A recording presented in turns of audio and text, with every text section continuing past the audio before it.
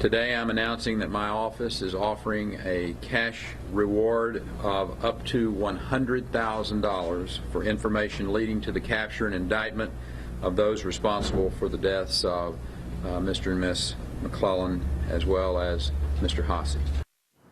$100,000 now, $200,000 is a lot of money. But will it be enough to get someone to turn in those responsible for these murders? We're back with the executive director of the National District Attorneys Association, Scott Burns, former Texas prison gang investigator Marianne Denner, and gang expert Richard Valdemar. Scott, I'm gonna go to you now. What we're seeing now, if it is true, many suspect that the Aryan Brotherhood is behind these murders, and for good reason. A statewide bulletin had warned that they were planning retaliation for the indictment against law enforcement officials. Now, what can a DA do in a situation like this, Scott?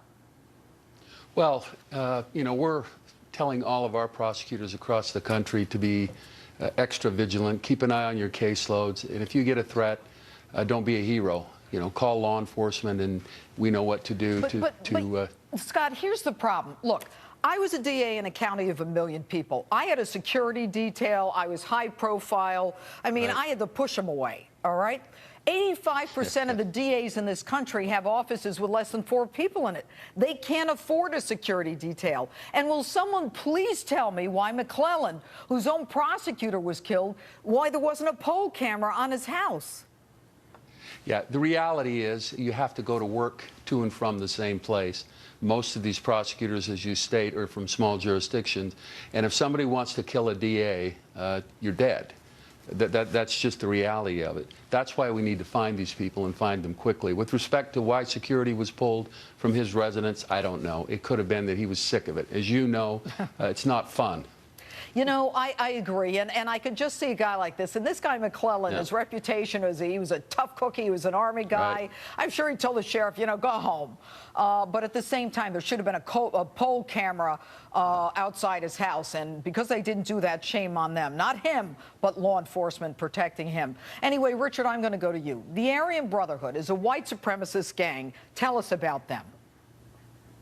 Well, it gets labeled a white supremacist gang because they use white supremacy to recruit white inmates. But if you look white and you come into the prison system, you're going to fall under the control of the Aryan Brotherhood.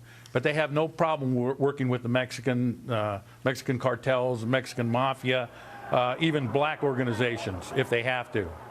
And so go ahead.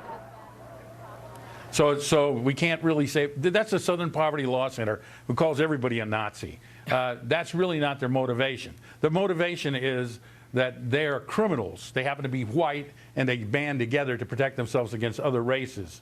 The real danger with them is that they're some of the toughest kids on the block, and as such, they are hired by other people to do their dirty work. For instance, when Gotti was incarcerated, he was being extorted by the Aryan Brotherhood. And the Aryan Brotherhood used black inmates to intimidate him so that they could extract this extortion. You know, Richard, and it's amazing. It's almost a misnomer to call them the Aryan Brotherhood because it's almost as though some people will, you know, kind of underestimate what their goals are. And Marianne, I'll go to you with this. Hasn't the Aryan Brotherhood, Texas, you're familiar with the prison gangs in Texas, haven't they moved off of their original mission, which is why apparently the Aryan Circle broke off from them? Yes, Judge. The Aryan Circle broke off because of the ideologies. They wanted a separate, they didn't like the way the Aryan Brotherhood of Texas was going.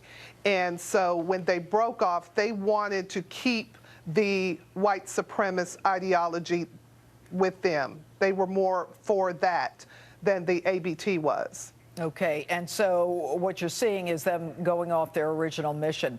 Scott, the National DA's Association, what do they plan to do going forward now? Is there any movement afoot to either pass laws or get more funding for these prosecutors? Well, right now, the Texas District and County Attorneys Association is on the ground, and we're working through them. We'll issue a press release on Monday. We, too, are going to try and raise $100,000 nationwide. Money seems to work. But most of all, there's a spotlight now on, as you know, Judge, what prosecutors deal with every day. So if you see your local prosecutor, tell her or him thanks, because they're warriors. Yes, they are. They are warriors, that's for sure. All right, Scott, Marianne, Richard, thanks for being with us this evening. Thanks, Judge. All right.